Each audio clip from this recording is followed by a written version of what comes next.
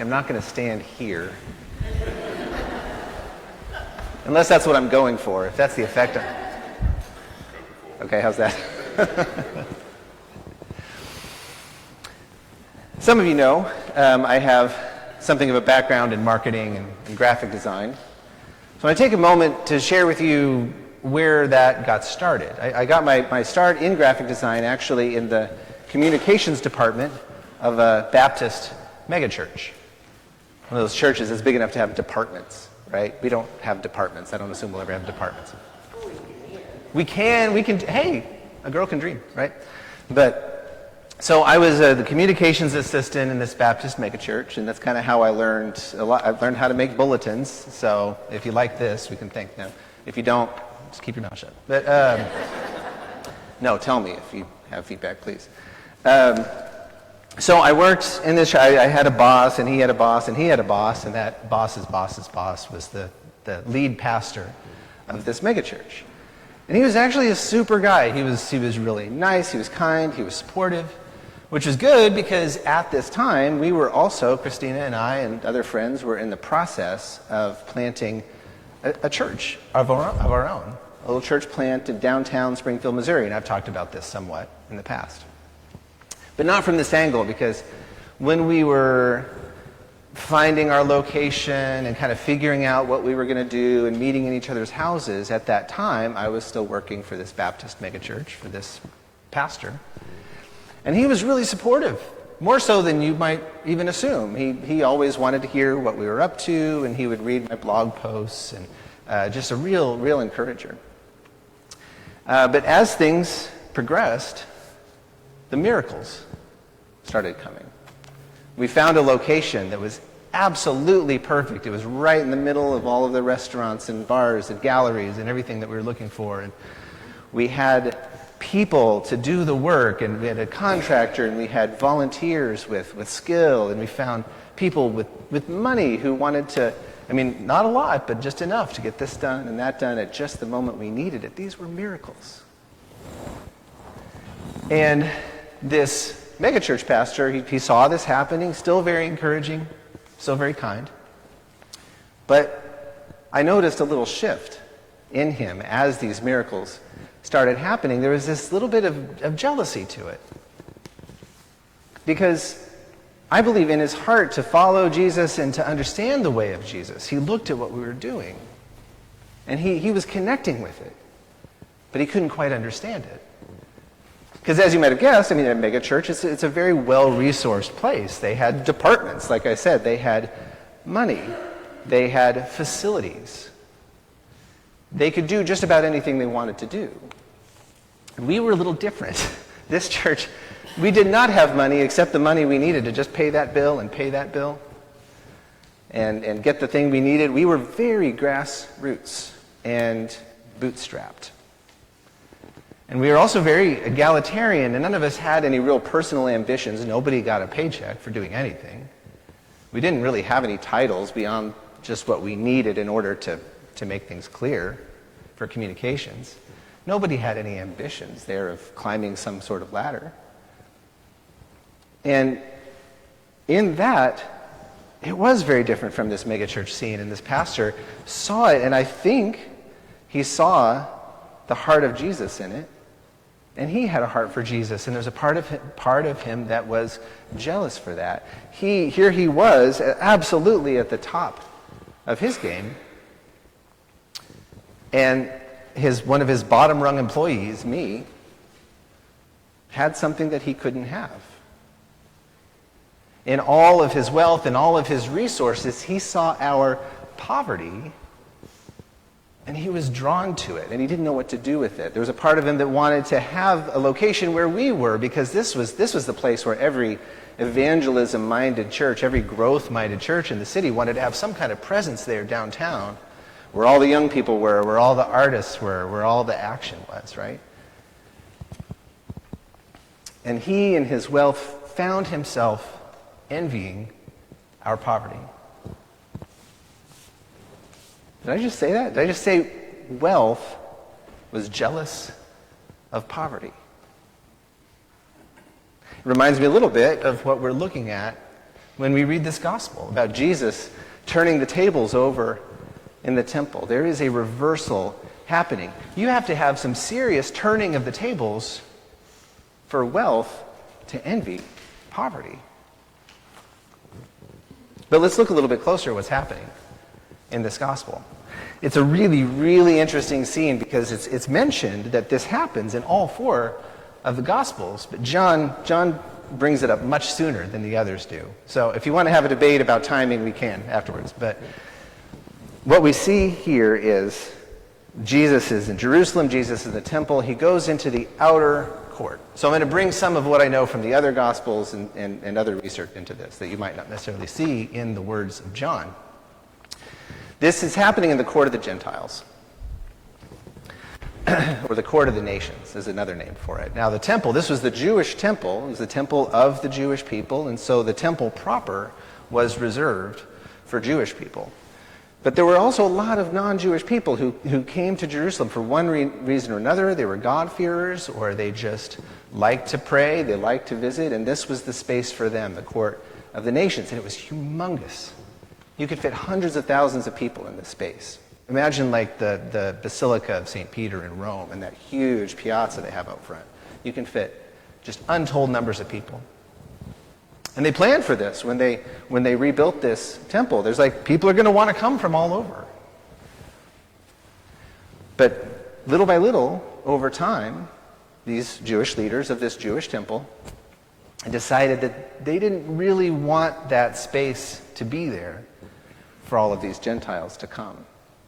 And so they started putting little marketplaces here and there, little exchange tables, places where you could buy your animals for your sacrifice. Maybe you need to sacrifice a goat, but you can't travel with a goat, so you just come and you buy one. Right? Yeah, it's funny. You're right. And so multiply that by 1,000, by 10,000, and you have an entire marketplace. And this court of the nations was not so much a place for worship and prayer anymore. It became a place for commerce. And what's worse, you had these money changers who were not being honest. They were cheating the people. They were not giving them what they're worth. They were dishonest scales.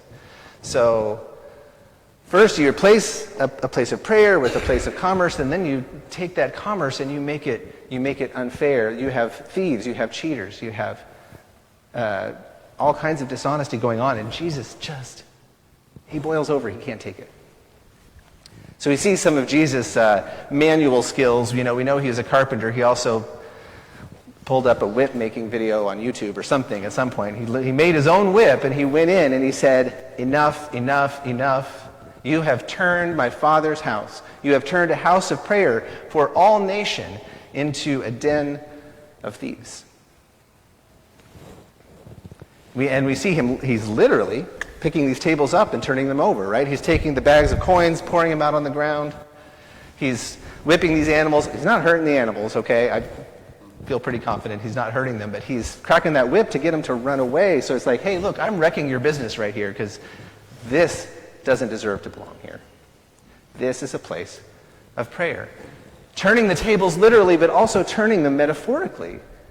He is causing a reversal. The power is in the hands of these people up here, and they have every bit of authority over what happens in this space. And the people that space was made for have been elbowed out. They have no power. And Jesus is flipping those tables. Jesus is giving power back to the people.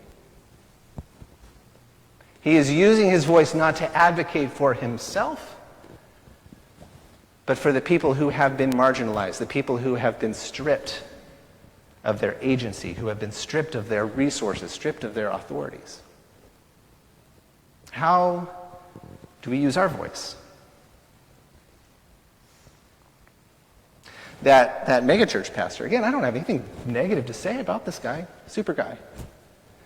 But he didn't understand what he was doing because we wanted something different that he couldn't relate to. We didn't have these personal ambitions. We didn't have these institutional ambitions. We wanted a place for art. We wanted a place for culture, for relationships, for what we call authentic community, with this heart of Christ of wanting to connect people together and give people a space to belong and to develop that heart of Christ for each other and for the world outside. That's all we wanted. And when you have been resourced to the nth degree, when you have everything you could ever want and you can do everything you can imagine, it's hard to understand that anymore. And I think about that sometimes when I think about where we have come as a church and where we are going as a church. What do we really want?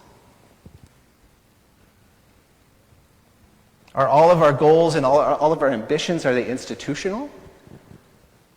Are they financial? Is it based on a title or a career? Or do we have the heart of Christ that wants to give back agency to people who've had it stripped from them, to give back resources, to give back belonging and peace and community? How do we use our voice? What do we want? Do we use it to speak up for those people or to speak up for ourselves? And that's where we know where our heart is. And I pat myself on the back a little bit for what we accomplished there in Springfield, Missouri 20 years ago. That doesn't seem right. 18 years ago? Too long. But that doesn't give me a pass. I am still subject to all of that, to seeking the resources, to seeking the title, to seeking the institutional success, the facilities, the programs. I have to ask myself that every day. I don't, but I should. What do we want? Because when we look back at that time, and Christina and I have this in our past and our story that we can draw on, and I'm giving a little bit of this to you too. When we look back at what happened, when our hearts were for the people, when we used our voice for them and for not ourselves, that is when the miracles were happening. That is when wealth began to envy poverty. God is making things happen here that have no business happening on their own. They have no business working without that. That's what we call a miracle. Because the tables were turned. And when I pray for this church, when I think about this church, when I work alongside with all of you for the present and future of this church, I keep thinking about those turning of tables. About wanting something that we may not naturally want.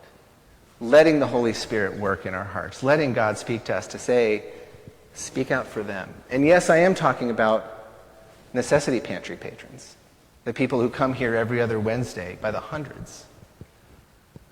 Helping them, speaking out for them, advocating for them. But we don't stop there. There's so much more.